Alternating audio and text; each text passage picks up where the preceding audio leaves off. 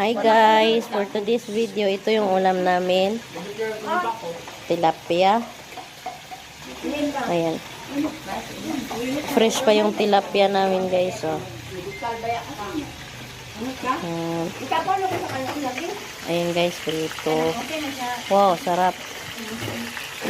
Yan ulam namin sa tanghalian guys. Ito yung kusinera namin. Hi me. Parang magluto me ha. Makalimot mo akong pangalan ay sa inyo di ay. Si Mami Lizandra. With her knit pa yan. Thank you, Ma'am Paz.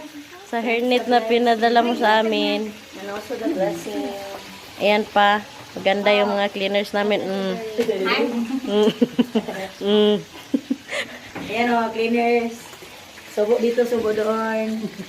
Yan guys, halatang maraming pagkain dito sa accommodation ng Saso guys. Agency.